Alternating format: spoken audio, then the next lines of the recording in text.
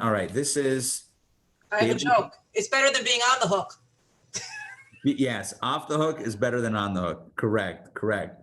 Especially if you're a fish. I'm just saying. All right, so today, this is November 30th. Wow, last day of November. And we are beginning a brand new Torah portion, which is Vayishlach. And not Fishlach. No, Vayishlach. And we have the next part of our Jacob story, which is kind of cool. This is Daily Power Parsha. I think we're going to jump right in. I'm going to share my screen with you. And is this the right screen? We'll find out. Yes, it is. Okay, Vayishlach. So as we left off last week, Jacob had spent 20 years away from home by his uncle / father-in-law / Laban. And Laban had tried to trick him a bunch of times, and, Leah and Rachel and the animals and the whole deal. And after his 11th son, Joseph, is born, he says to his wives, time to bounce. And they say, yes, we agree. They leave in the middle of the night. Laban catches up and says, what are you doing? He says, well, I don't want you to harm me. Would I harm you? The answer is yes. Nonetheless, they hug it out. They create a pillar, kind of like a symbolic separation. I'm not going to harm you. You're not going to harm me. And they create this covenant, this agreement amongst each other.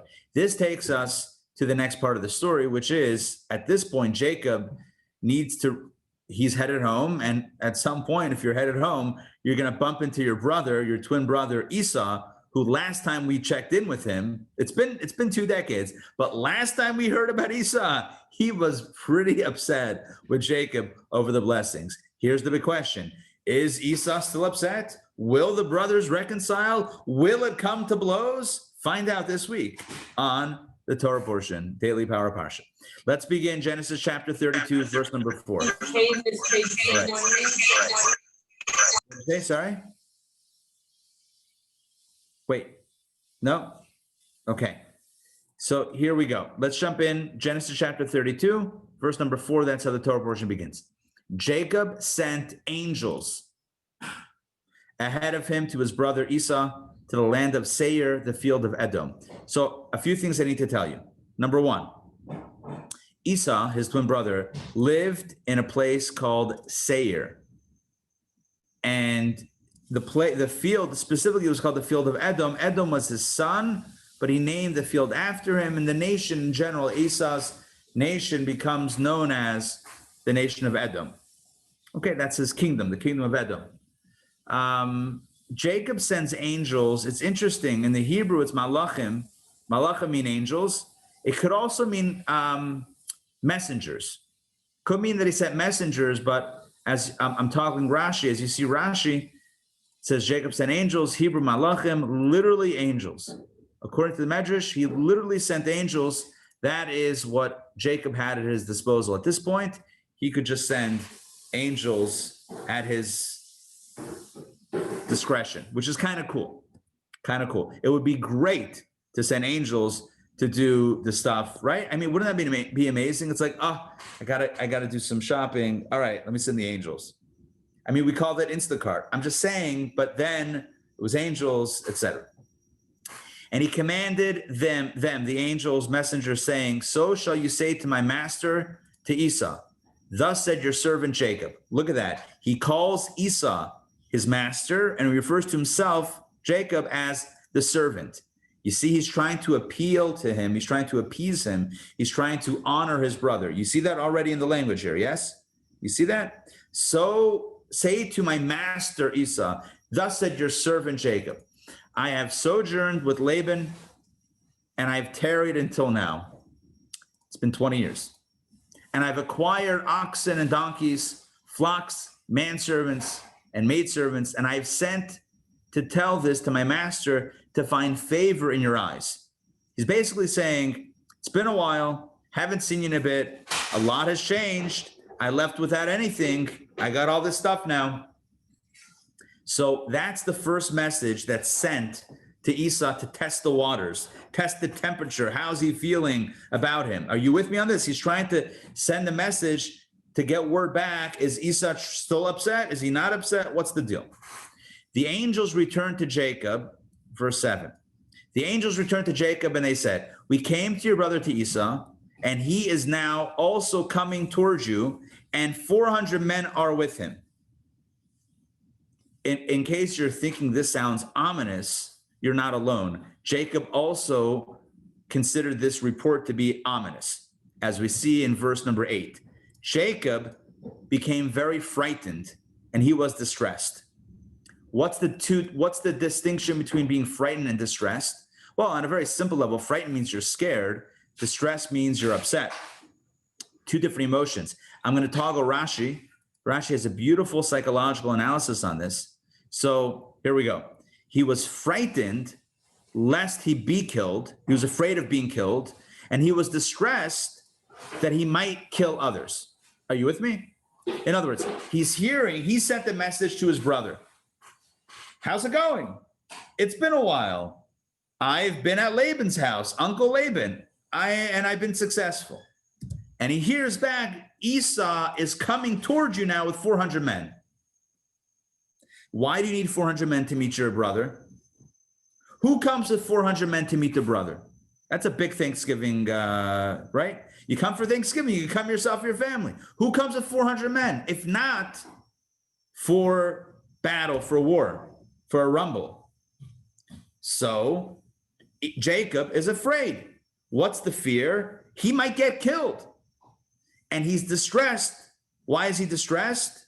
He's anxious because if it comes to blows, he might be the one doing the killing. And here we have a beautiful, very poignant idea here. And that is, even when one is justified in, let's say, self-defense, etc., it's still distressing. Are you with me on this? It wasn't like Jacob's like, all right, well, I got to do what I got to do, and therefore I'm excited. Number one, he was afraid of losing his own life. But even if it went the other way, that's also distressing. That's a sensitivity that we must have. Even if we're in the right, it doesn't make certain actions pleasant. By the way, that's why, let me stop sharing for a second so I can see all of you easier. That's why, for example, on the Seder night, as you may know, when we recount the plagues, we spill out a little bit of wine. Do you know this custom? Some have the custom. We talked about this a few months ago. Some have the custom to dip the finger in and like, get rid of the wine that way. Chabad custom is to pour out the wine 10 times. But we do that because wine is always a celebratory drink. Wine is a drink of celebration. How can you have a celebration wine on your table and mention the suffering of other people and not have your wine touched? In other words, if someone else is suffering, it has to affect our level of celebration, even if it's justified, even if it's the Egyptians that are being punished with the 10 plagues for their enslavement of the Jewish people. 100% justified, yes, they should be punished, 10 plagues, it freed the Jewish people, 100%. But to be happy? Not to be happy. We pour out the celebration wine. We pour out from the wine that represents celebration. Okay, so that's the same thing with Jacob. Jacob is afraid. Literally, he's going to get killed. And even if not, if he's the victor, that's not happy. It's distressing. All right. What am I doing? Okay, sharing my screen again. Here we go. Let's continue the story. By the way, at any point in time, jump in if you have an idea, a question, a comment, whatever. Just jump in, unmute, or throw it down in the chat box. Rabbi? Yeah. So my Passover jewelry theme is wine and talking about. Nice. Yeah. Nice. I need to check that out. Okay, good. Okay. Oh, so we actually didn't finish verse 8. So let's do verse 8. Jacob became very frightened and he was distressed. So listen to this. He divided the people who were with him, his family, and maidservants and menservants, and the flocks and the cattle and the camels into two camps. So he basically divided everything and everyone into two groups, and he separated them. Listen to this. What's the rationale? He said, in other words, he rationalized, if Esau comes to one camp and strikes it down, The remaining camp will escape. Strategy, right? Wartime strategy. Divide your camp. So if one is attacked, at least the other, while they're busy, can flee. That was his plan. That was his strategy. And Jacob said, let's continue. Verse 10.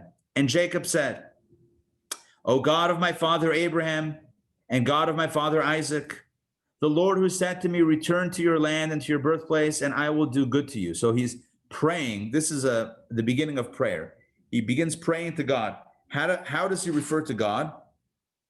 He mentions Abraham and he mentions Isaac. That's how we pray also. In the Amidah, we talk about praying to the God of Abraham, Isaac, and Jacob, because, but he's Jacob. So he said Abraham and Isaac. We say Abraham, Isaac, and Jacob. But this, you see a little bit of the structure of prayer of our own Amidah till today, kind of borrowed from his prayer. So he introduces his prayer to God by referring to God as the God of my father Abraham and Isaac. And he says, one thing. Why does he call Abraham his father? He says, Abraham, my father Abraham. Abraham was his grandfather. The commentaries deal with it. I mean, sometimes you could loosely, in the Torah, you've probably noticed that sisters, brothers, parents are loose terms that can mean any sort of relation. You notice that by now, right? It's like a sister, a wife, a cousin, a brother, an uncle, a nephew, whatever. It's like the relations are a little bit loose. So on a simple level, father means a predecessor. So Abraham and Isaac are both fathers. You have to call Abraham grandfather. I mean, even grandfather has the word father in it. So he just, brevity, he just called him father. And then there's other ideas that, he spiritually, he was maybe more aligned with Abraham than Isaac based on their missions. Well, either way, there's different angles on it. I just wanted to point it out because it's an interesting turn of phrase. Okay. But he says, so he says, God of Abraham and Isaac. And then he says, and who are you? You are the Lord who said to me, he's reminding God of the promise when he dreamt that dream 20 years prior with the ladder, right? Oh, I'm sorry. No. He's reminding God of what he just recently told him at Laban's, not 20 years prior, but at Laban's, but when he was by Laban not that long ago, after Joseph was born, God appeared to him in a dream, and God said to him, return to your land and to your birthplace, and I will do good to you. So he's reminding God of God's promise of when you go back, right? The key here is, I will do good to you, right? He's reminding God. Esau is now coming with 400 men. Remember, you told me I will do good to you? All right, just keep that on the front burner. So he says like this, verse 11, I have become small. In the Hebrew, that's one word, katonti. I have become small. I have become humbled from all the kindnesses and from all the truth that you have rendered your servant. For with my staff, I crossed this Jordan, and now I've become two camps. Such a beautiful, I'll explain what he means. He says, God, I am humbled by all of the kindness and all of the truth that you have shown to me or bestowed upon me. And then he says, what kind of kindness is it? Because when I came here, or when I first left home, I only came with my staff.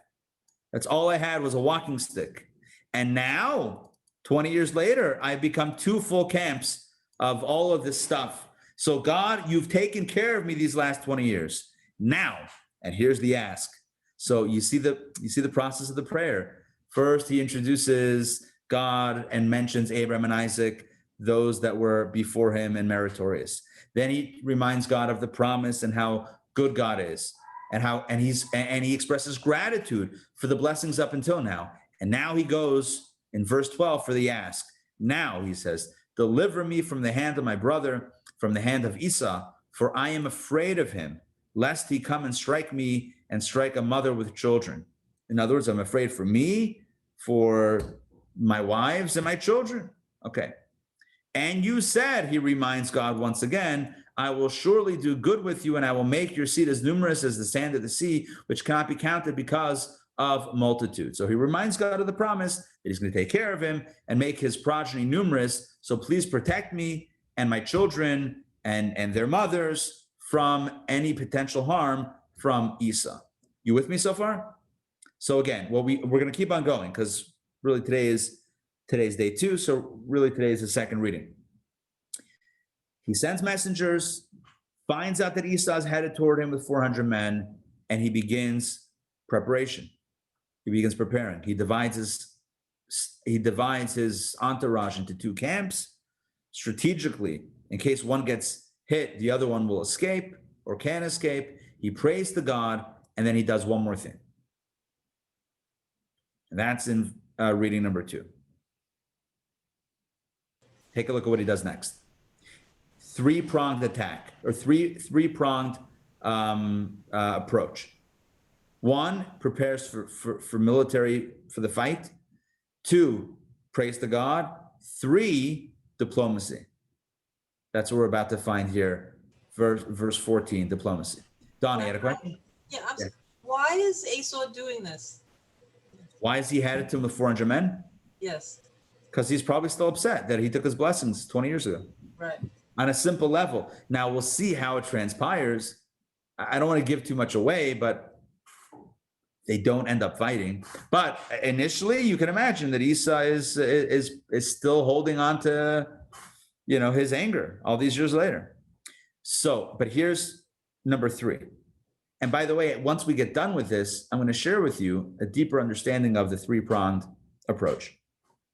So he lodged there on that night, Jacob did, and he took from what came into his hand a gift for his brother Esau. And listen to what he sent him. This is what we call diplomacy. 200 she-goats and 20 he-goats, 200 ewes and 20 rams, 30 nursing camels with their young, that's very specific, 40 cows and 10 bulls, 20 she-donkeys and 10 he-donkeys. And he gave it into the hands of his servants, each herd individually. In other words, the goats separate, the rams separate, the camels separate, the donkeys separate. He gave each herd separate. And he said to his servants, pass on ahead of me, go ahead of me, and make a space between one herd and another herd. Like when you go to a fancy restaurant and you order your food, they don't bring out all the food at the same time. They bring out one course and they pair it with a wine. And then they bring out another course and another course and another course. They even have these restaurants or these gastronomical experiences where they have tastings, where you have like a 10-course. You ever hear about this stuff? You have 10 courses, and each one is maybe it's not a full meal, but it's all spaced out and it's paired with different things. It's like I wanted it.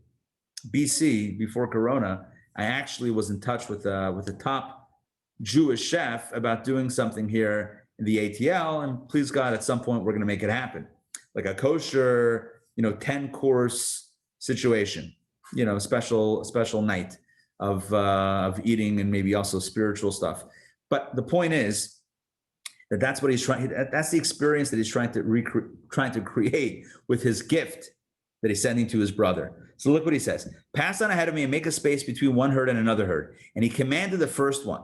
So take a look. He commanded the first one to Jacob, saying, when my brother Esau meets you and asks you, saying, to whom do you belong and where are you going? And for whom are these before you? Then you shall say, I belong to your servant, Jacob. It is a gift sent to my master, to Esau. And behold, he himself, Jacob, is behind us. And he commanded also the second one, and also the third one, and all those who followed the herd, saying, in this manner shall you speak to Esau when you meet him. Basically, the gifts should come in waves. Should be one wave of a gift with a message. This is for you, my master, from your servant, Jacob. This is your gift, and he's behind us. And then the next wave should come. This is a gift to you from your servant, Jacob, and he's behind us. And again, and again, and again. It's a lot of gifts. It's a lot of stuff. And you shall say, verse 21, also, behold, your servant Jacob is behind us. What was the intention? For he said, Jacob said to himself, I will appease his anger with the gift that is going before me. and afterwards I will see his face. Perhaps he will favor me. So this is his third strategic move. Again, strategic move number one is if it comes to war, I'm dividing my camp. Strategic move number two is praying to God. And strategic move number three is diplomacy. Send lots of gifts and play and be nice, and maybe he'll be nice back. You with me? Good.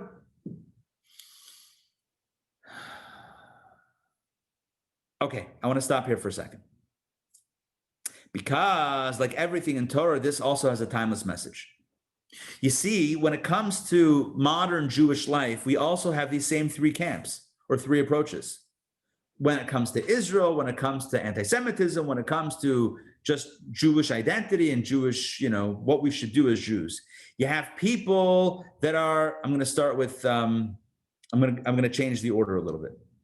There are people that are all about prayer, right? What's the key to Israel? What's the key to fight anti-Semitism? Religious approach, prayer. Then there are people that say, no. The key is a strong Israel, a strong military, if an anti-Semite comes, you knock him in the nose first, right? We have to be strong. We have to have a Meir Kahana. Remember Meir Kahana? Meir Kahana, yeah. We have to be strong and we have to be fight and we have to have our own, that's another approach. Another approach is diplomacy, right? We have AIPAC and Washington and we have to have diplomacy. So which approach is right? And by the way, typically each of these three camps are fighting each other, right? The religious are against the others. Oh, you guys think with your army and your military and your AIPAC, it's going to solve anything? Only God's in control. And then the AIPAC people are saying, I don't mean AIPAC specifically, but I mean like the diplomacy people are like, oh, with war, you're going to mess things up. You got to make deals and give away land and not be fighting with everybody. And religious, you guys are, out to lunch in general. And then you have the other people, the more, militant, but the more looking for a fight group. Iron Dome. The Iron Dome, right? Whatever, you have that. I mean, that's more of self-defense, but you have the people that are like, no, you have to be, in their face and building more shtachim, building more settlements and different approaches. And each one disqualifies the other. I'll ask you a simple question. So Jacob, yeah, he's a good role model? Yeah, good. Which approach did he favor? You know what the answer is? All of the above. All of the above. He davened to Hashem because he believes in God. He split his camp if it comes to war, pragmatic, prepares for battle. And he sends gifts, diplomacy, which means we need all three. See, here's the problem. Diversity is never the problem. The one problem is when we can't tolerate the other who's different. That's the problem. The problem is not that there are three approaches. The problem is when one approach disqualifies the other. That's the problem. The fact that some people, their approach by nature is more praying. And some people, it's more picking up a gun. And some people, it's more, lobbying Congress. None of that is a problem. I mean, the gun, just be careful with, right? But none of that is theoretically a problem. The problem is when everyone turns against each other. If we work together, you know how powerful this would be? We would be. The problem's always been that we turn against each other, that we fight with each other. But again, who better of an example, who better of a role model than Jacob to validate all three approaches, right? A military approach, a religious approach, and a diplomatic approach. Anyway, I hope what I'm saying makes sense. Good. It feels like Sunday mornings when I'm trying. The one message is don't look at the other who's different as a problem. It's good that they're different. It's good to have multiple approaches. I don't want to just stop and repeat myself, but if everyone worked together and appreciated what the other brings to the table, Yeah, there will be lots of good things. I'm going to share my screen with you, although I don't know that I want to get into this right now. I'm just going to allude to it, and we're going to do it tomorrow because this is such a big topic. This may be the whole tomorrow. And this, what I'm talking about is what happens that night. I'm going to read one more verse, and then I'm going to tell you what we're going to do tomorrow. So the gift, verse 22. So the gift passed on before him, right? He sent the gifts plural really should be. And he lodged that night in the camp. Jacob did.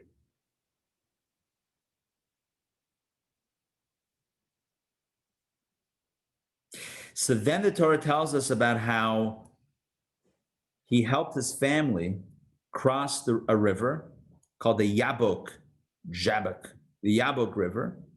And then he went back over the river. So he took his family and helped them across this river. And then he went back because he left some things. And it's at that point that there is this very mysterious wrestling match that takes all night.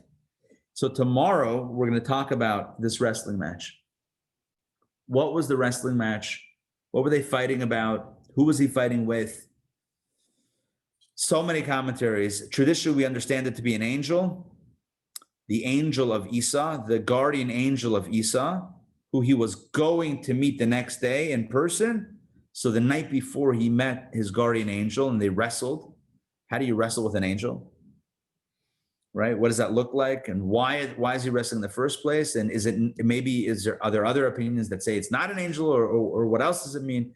All of this we will explore tomorrow in DPP. So what's the summary of today? So today we learned about what Jacob does in preparation for meeting Esau. Number one, takes the temperature of his brother. How you feeling about me? Right? Sends out an announcement and waits for the feedback. He doesn't get oh, awesome, you're coming home. Great.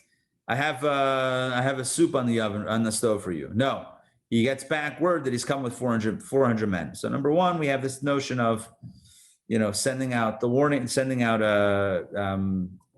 fact-finding information and then proceeding from there. And then we find the three approaches, which I explained, also paralleled in our experience today. Typically, if you ask somebody how will Judaism survive, they will typically cite one of these three approaches. And the message is here, we need all three.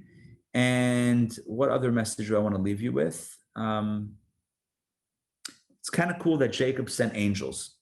But in truth, I joked before, it's good to have angels at your disposal. We all have angels at our disposal. I'll end with this point, very quick point. Everything that we say, do, or think even creates an angel, creates a spiritual energy angel. And that goes before us, whether positively or negatively. That's why when you stand in front of a tzaddik, of a real righteous person who can see the angels and see the energy, you don't have to say what you need or say how you're feeling. They can sense it based on that energy around you. So Jacob sent angels, but in truth, we also send angels before us and toward others based on how we act, based on what we say, and based on even how we think. So the message here is we have to be mindful about what we're thinking about, what we're saying, what we're doing, knowing that each one of these instances creates an angel. All right.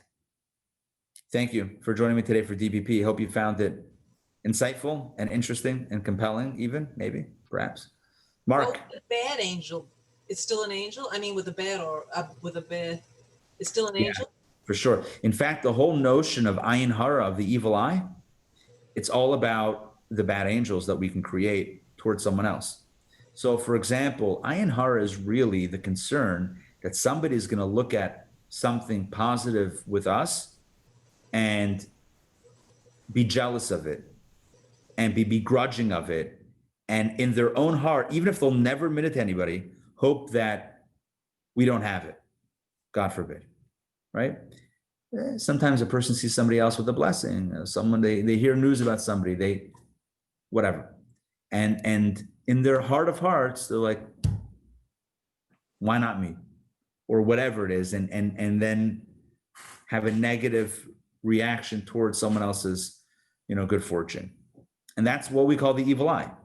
In other words, looking negatively upon someone else's blessing. And that thought, that inner thought, even if it's never verbalized or nothing is done, that can have a negative effect. So that's what we would call a negative angel.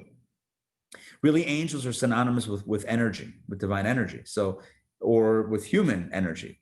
God creates angels, but we also create angels, right? So it's kind of synonymous.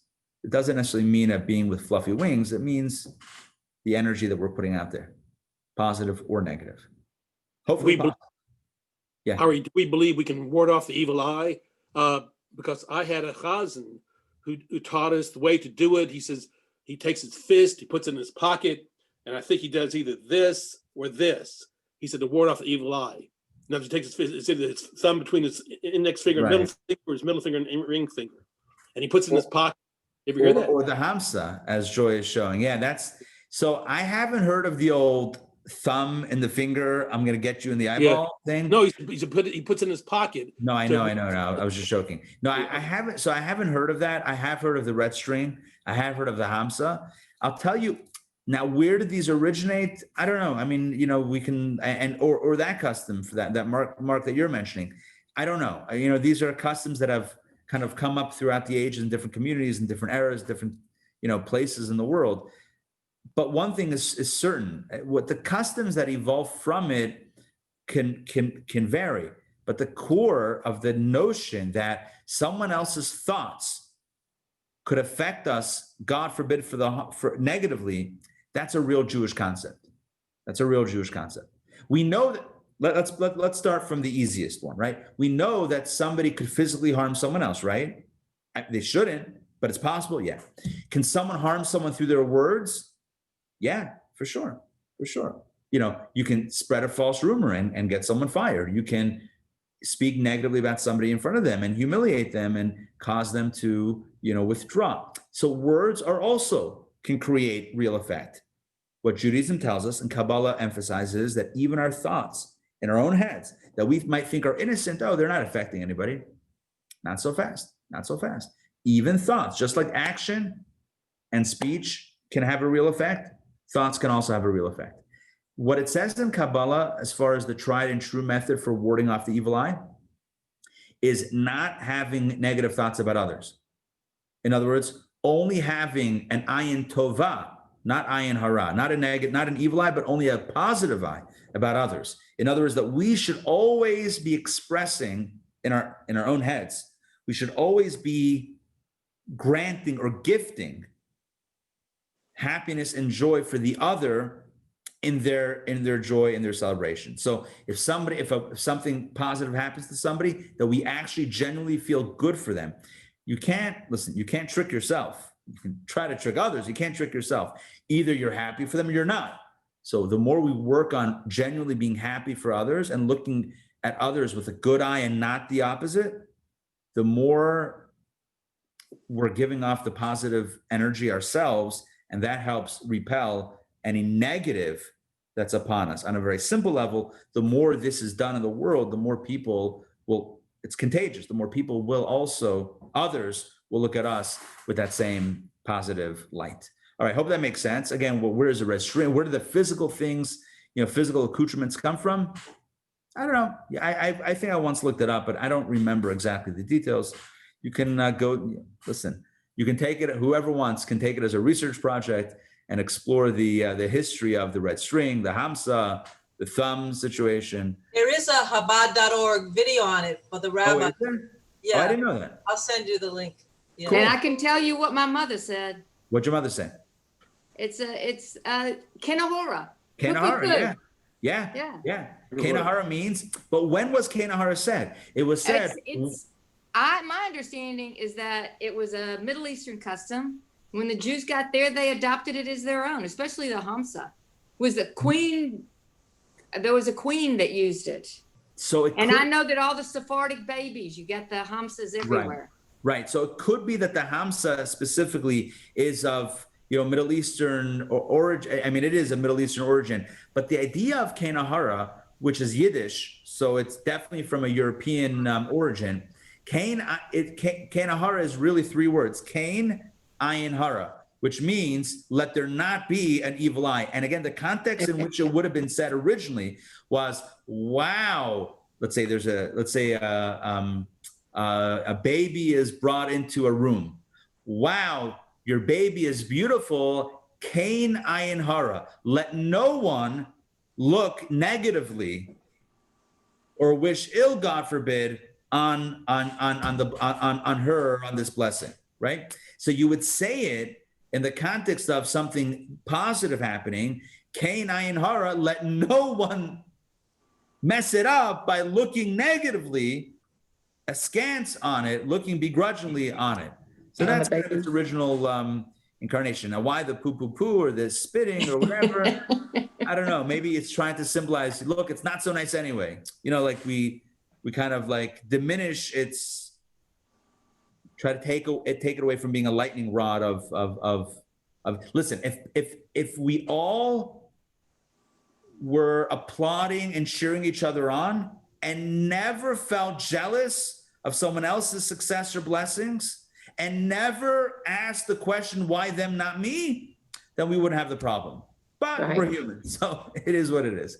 And hence the concern that, by the way, that's why sometimes traditionally people would not flaunt their blessings. When I say flaunt, they wouldn't even, maybe take a child out in public for a certain amount of time because they wouldn't want people to give an ayin hara, to think negative thoughts, God forbid. Anyway, something to think about as we think about thinking about. All right, good to see you all, and we'll see you tomorrow. DPP, same bad time, same bad channel. Have a great day.